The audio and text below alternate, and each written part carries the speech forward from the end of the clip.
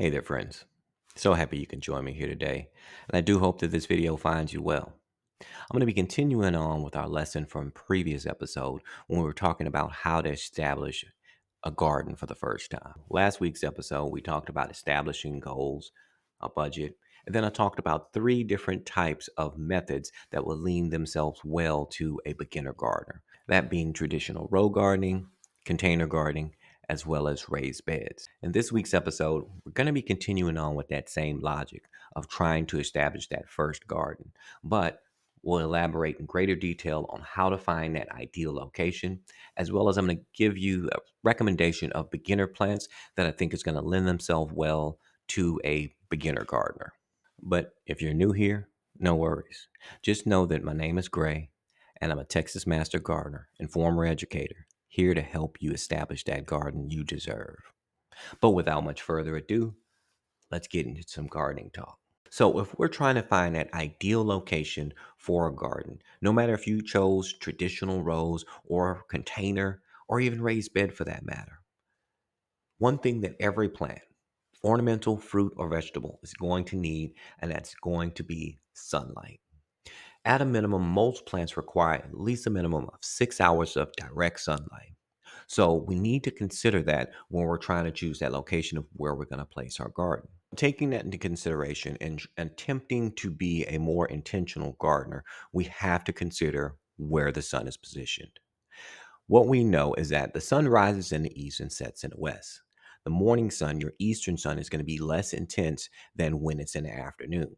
And so, taking that in consideration, what I would do when I'm planning out my rows for a traditional row garden, or if I'm planning out my raised beds, I'm going to orient those rows or the raised bed facing a north and south direction. So that way you can optimize the amount of sun that your vegetables are going to get throughout the day. Because remember, at a minimum, we need at least 6 to 8 hours. And see, now this is not as critical when we're thinking about a container garden. Reason being is because that container garden, it's going to have a lot more mobility. So you can move it around as you need to. But when you have your semi-permanent or your permanent structures like your traditional rows and your raised beds, you kind of want to plan it accordingly. Next, we also need to factor in the height of our plants because that's going to play a very important role as well. So, taking this into consideration and trying to optimize the amount of space and the amount of sun that we have, I would recommend planting your tallest plants on your northern edge of your garden. That's going to be your corn, pole beans, indeterminate tomatoes. Then your medium height in the middle, kind of like your bush beans, your peppers, determinate tomatoes. Then follow up with your shortest plants being on that southern side. It's going to be your lettuces, your radishes, your herbs, and so forth. This is going to prevent shade cascading down through your garden and essentially kind of limiting the potential growth that you may have there. And then finally, what you need to do is consider your existing shade.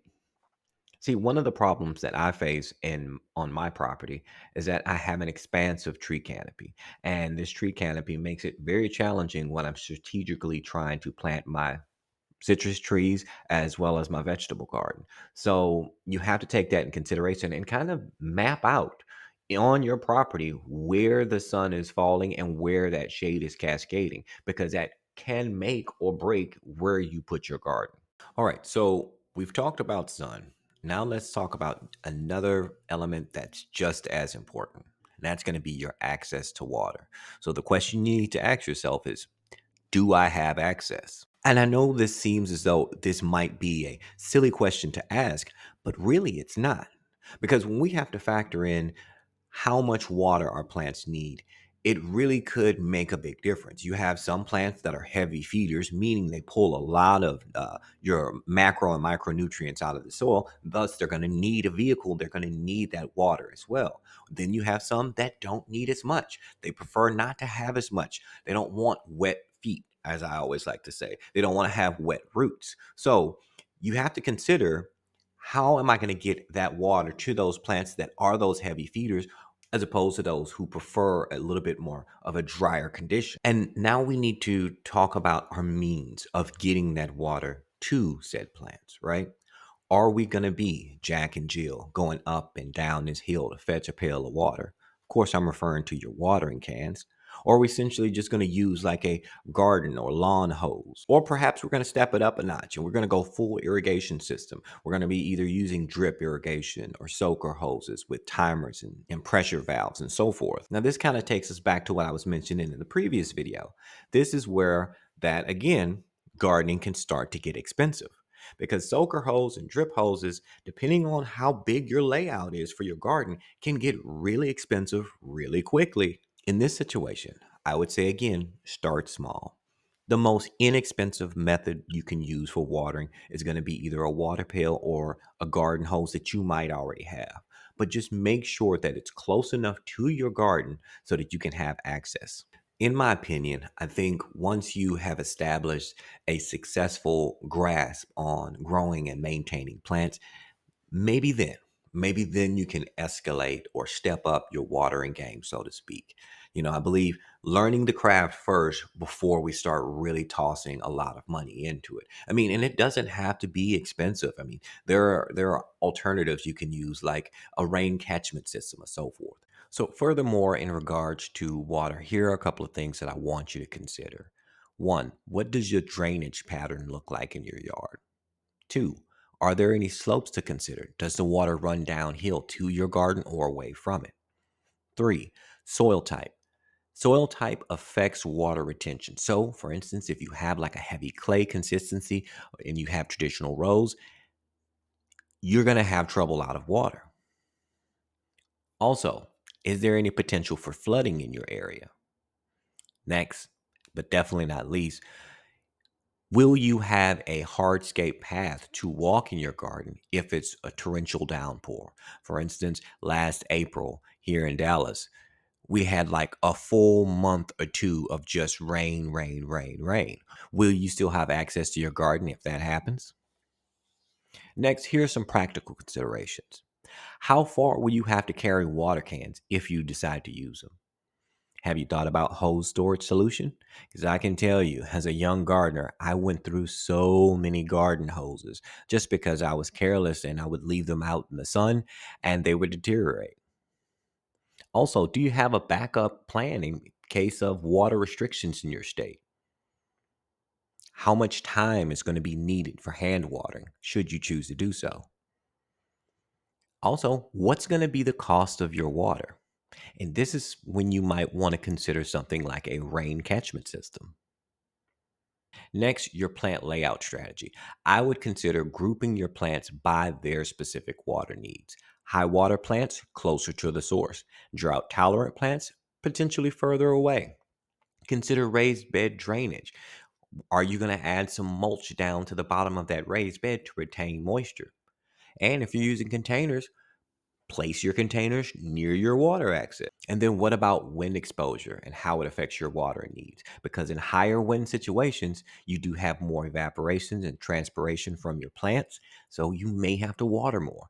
These are the things that I really want you to consider when we're talking about watering. All right, so we have everything we need, right? We went over our goals, we've established a budget. Now we know our location and definitely what style of gardening we're going to choose. It's time to plant plants, right? Not quite. Because there's one more thing that I think is essential for establishing that first garden, and that's going to be having a gardening community. And if you're thinking, what does joining a community of growers have anything to do with me just wanting to grow plants? Well, it actually has a lot to do with it because of this old phrase, and I know you've heard it before, but two heads are better than one. Think about it.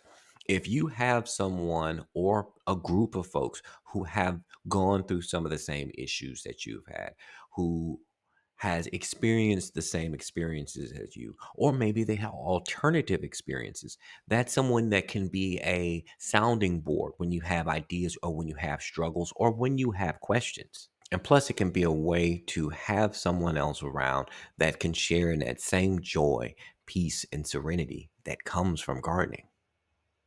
Or or it can get you in trouble too. I, I do have one of my gardening friends. We've been friends for many years, and he's always the one who is talking me into different plants to try to grow that do not grow in my growing zone at all. But I let him talk me into it a lot of the times. But it's great to sit there and talk with him about Kishu mandarin oranges and whether or not they'll grow in Dallas Fort Worth, or can I grow Sorrel hibiscus out here in Dallas Fort Worth as well. That sounding board, having that ear, that's not my significant other to talk with about this. It's really important. So I definitely highly recommend joining some type of gardening community. And with that being said, my friend Andre the farmer would like to tell you about a very special gardening community. Hey guys, Andre the Farmer here, and I just wanted to let you guys know about a great community that we've built at school.com. It's called Better Gardener. Me and Graylen have put together an amazing community. Thank you. The calls are my absolute favorite part of this site. I mean, I love this site in general, but the calls I absolutely look forward to. And I tell my whole house, I'm like, hey guys, I got a call at 7. If you need me, wait. We have dozens of people there that are like friends, like family. I had a hard week, so I was looking forward to all my gardening classes this week. I'm like, where is Sunday? Where is Sunday? And then I'm like, where is Wednesday? Where is Wednesday? Oh, it's something about these classes are so relaxing.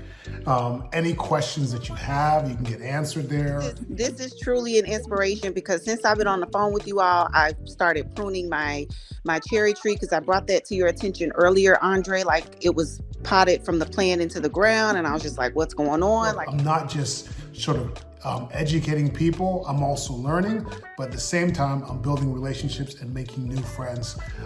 It's Better Gardener. It's on school.com, and I'm sure Graylen will give you the details as to how to join. But I'll tell you what, if you're into gardening, if you're a beginner, or if you're very experienced, there's still a lot you can get from Better Gardener. We would love to have you join our friendly group of growers and help you become that better gardener you deserve to be. All right, now it's time to start talking plants. And if we're going to be talking about what plants you're going to be growing for your first garden, one thing I want you to consider first and foremost is, what's my USDA growing zone? That is going to be important that you know that, because that essentially is going to tell you what plants you can or cannot plant, how long your harvest is going to be based off of what your average winter looks like. Now, if you need information on how to figure out what your USDA growing zone is, it's a simple Google search, or you can go directly to the USDA.gov website. All right, now that we know our USDA growing zone, let's talk plants. And the first plants that I'm going to discuss with you are going to be 5 herbaceous plants that are going to lend themselves very well to a beginner gardener. My first recommendation is basil. Basil is one of my favorite things to grow because it is by far the easiest thing to grow, and it grows so plentiful. I've grown just about every basil that you can consider, from dark opal to cinnamon basil, sweet basil, licorice basil, and so forth. So if you're really looking for something that's going to be easy to grow, I would definitely highly recommend adding basil to your grow list. Now, the next plant that I want to discuss is possibly maybe my top favorite, maybe my number 2 favorite. I'm not really sure. And that's going to be mint, because there is a multitude of varieties of mint that you can grow out there, from chocolate mint to orange mint, banana mint, you name it. There's a mint variety that exists out there, and it all smells amazing. Not to mention all the different recipes that you can use for mint, because chocolate mint makes fantastic chocolate mint brownies. But one thing I want to note with mint, it is a voracious grower, and it is highly, highly invasive. I've done several videos in the past about the invasive nature of mint, so should you choose to grow it, just make sure you contain it. My favorite time to grow is lemon creeping time. It's an amazing perennial, very cold hardy. It's a great herb to grow, and again, it's one of those that's going to be fantastic for a beginner gardener. And with everything I've mentioned thus far, all of these would do well in a windowsill garden right there in your kitchen so that you can just clip and go as you need. And another herb that I feel like is going to be very kind to your beginner growers is going to be parsley. One, because parsley, now, despite it being more of a cool weather crop, is actually a crop that you're going to be able to harvest off of multiple times throughout your entire growing season.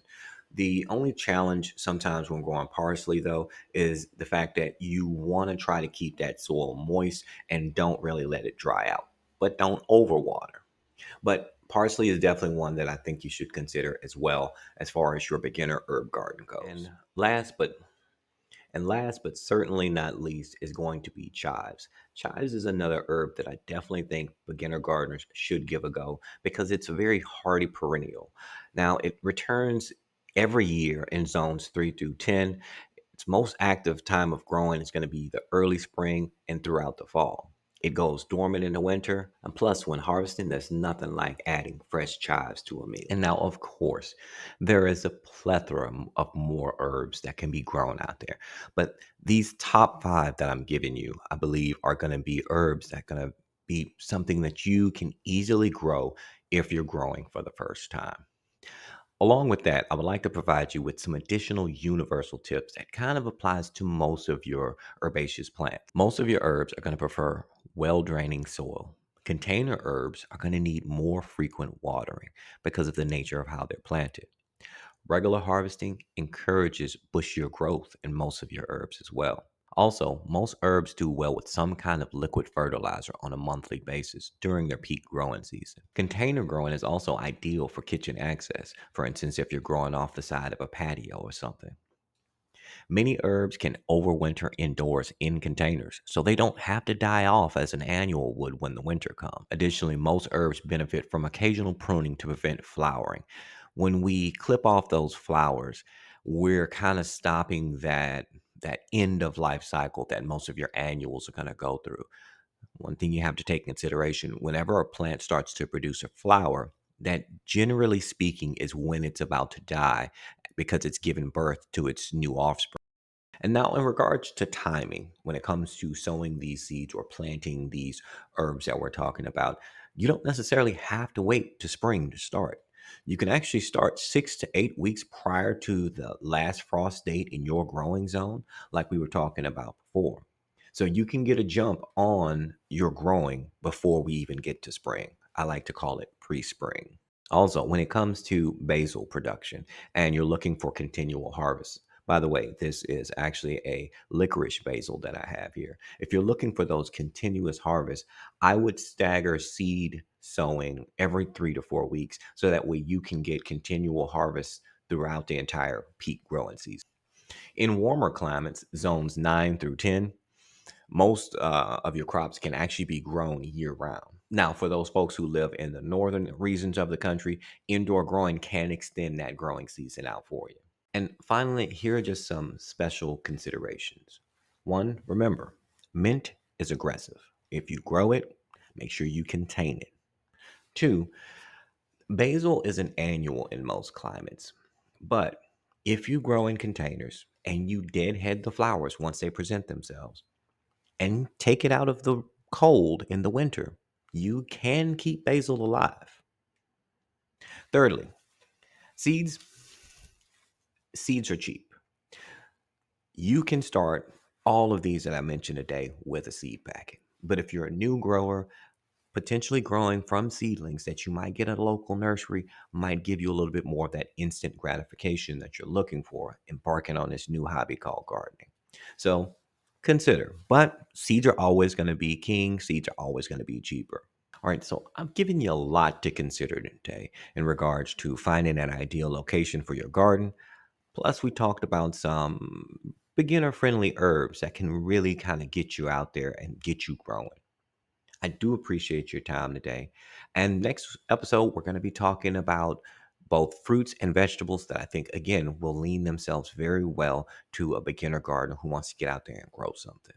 And in the meantime, should you have questions, you can always send me a message in the comments or you can email me directly at urbangardeningwithgray@gmail.com.